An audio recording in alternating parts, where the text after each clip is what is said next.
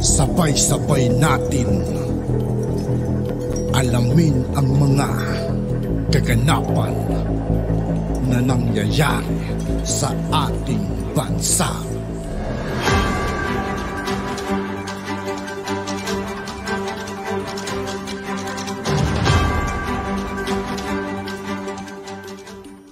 Yo, what's up mga kaibigan? This is I2K po again. Ngayon nandito ulit tayo sa channel ni Pinas News Insider. Dito ulit tayo magbibigay ng komento at reaksyon.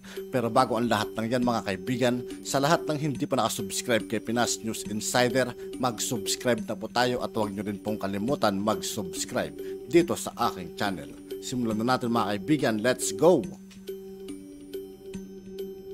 Balita ngayon, viral ngayon sa mundo ng social media. Ang di umano'y balita matapos hindi mabanggit na pangbato para sa senatorial race sa midterm election. Speaker Martin Romualdez tila nilaglag na di umano ni Pangulong Bongbong Marcos. Ito'y ayon sa ating mga kababayan. Pero bago ang lahat, kung bago ka pa lamang sa aming channel, please huwag kalimutang mag-like, subscribe at i-click ang notification bell para mas maging updated ka pa lalo sa lahat pa ng bagong video na i-upload namin. At eto na nga mga kababayan, kamakailan nga lamang pinangasiwaan ni Pangulong Bongbong Marcos ang panunumpa ng mga bagong miyembro ng Partido Federal ng Pilipinas o PFP na binubuo ng House Representative, Governor, Vice Gobernador, Board Member at iba pang inductees sa isang seremonya na ginanap sa lungsod ng Maynila sa Diamond Hotel. Ang Partidong Federal ay itinatag noong taong 2018 na naglalayong panindigan ang bisyon ng administrasyon na may agenda sa pag-unlad na nakatuon sa paggawa ng pamahalaan na madaling mapuntahan ng mamamayang Pilipino. Sa nangyaring seremonya, sinabi ni Pangulong Bongbong Marcos na ang kanyang partidong pangpolitika, ang Partido Federal ng Pilipinas, ay nagsisimulang magsama-sama ng mga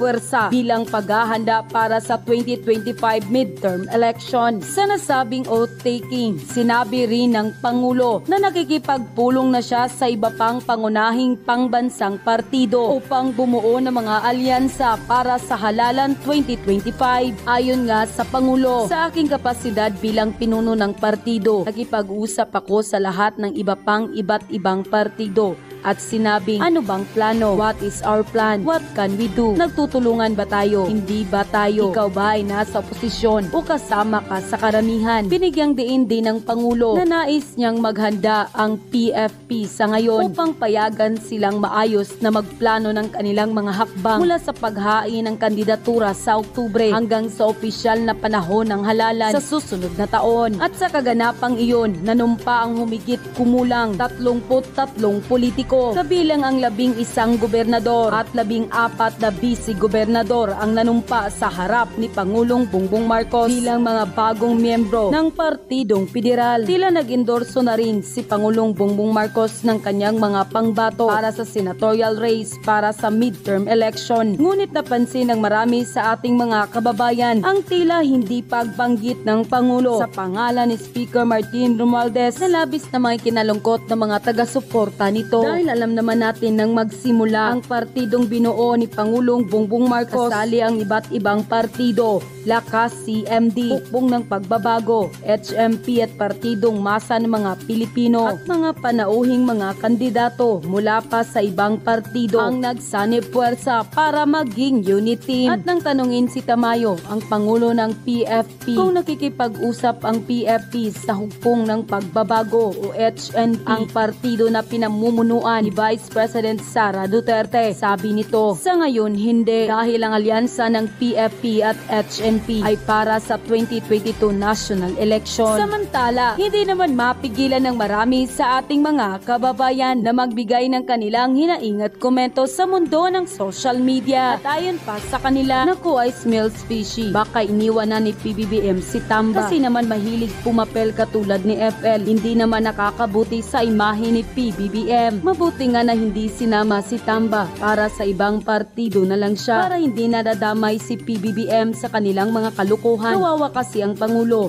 nagtatrabaho ng mabuti Secretary. Nasisira dahil sa mga taong nakapaligid sa kanya. Hindi sinama si Tamba sa senatorial dahil gawin ng Prime Minister yan kung matuloy yung balak nila. Halata naman. Siguro di sinama dahil madaling manalo magpa-re-elect pagka-congressman para permanenteng speaker. Baka nilaglag na ni PBBM kaya hindi sinama sa senatorial kahit na mataas pa ito na posisyon kasi mahina ang resulta sa survey. Baka masayang lang ang pondo ng kanilang partido. Your Honor, ito po even si Pangulong Senator Duterte. Jinggoy, if I may, Jonathan, Your Honor. yung ayaw, klaruhin natin ito talaga bang nakalimutan mo na kung sino yung confidential informant mo or ayaw mo lang sabihin because you don't want to break the trust between a informant and handler?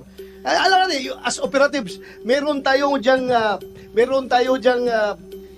agreement between you and the confidential informant na hindi mo i-disclose yung pangalan niya no matter what happens. So, am I correct to assume na ayaw mo lang sabihin dahil ayaw mong ilaglag yung informant mo or talagang nakalimutan mo na kung sino siya? Alam niyo, Your Honor, pinipilit kong alalahanin yung pangalan ng tao. Babae, lalaki? Your Honor, yung mahirap kasi kung i-divulge ko yung kasarian ng confidential informant, Your Honor, makakanib ang buhay noon. Hindi po man sa, yung confidential informant, Your Honor, hindi po sa, talagang makakanib ang buhay, ma-identify kagad siya. Operator ka, ako operator rin ako. Alam kong hindi ko ilaglag yung aking informant. Pero andito na tayo sa punto na ikaw na mismo ngayon, yung credibility mo ang tinatanong mo, baka nagsisinungaling ka dahil baka gawa-gawa mo lang ito dahil wala kang maituro na informant eh. Ito just a piece of advice. Once bigay sa kanya ng power of, ano power rin, Joe? Notarial power. Ibibigay niya yan. So, ultimately, magiging public document yan. Hindi mo na yan maitatago. So, ngayon, taruin natin, are you just hesitant to break your code of honor, your relationship between you and the confidential informant, or talagang wala ka nang maalala? Kasi your reputation is at stake here. Your Honor. Your reputation is as a resource person is at stake here pag hindi mo ma-remember. Your Honor, kung bibigyan niyo po ako ng pahintulot na i-reveal ko yung kasarian ng confidential informant na wala akong mababiolate na constitutional rights ng tao, ipagkakaloob ko po.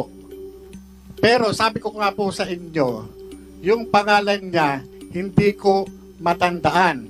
Kailangan ko po yung dokumento. Totoo po yun, yung dokumento. So, saan ngayon ang dokumento? Nasa PIDEA nga po. Kasi, kaya po ako lumabas. Dahil po, ako yung nag-imbestiga eh. Yun lang po yung sa akin eh. Ito, Jonathan, Mr. Morales. In your interview with Maharlika, April 30, 2024, in her YouTube channel,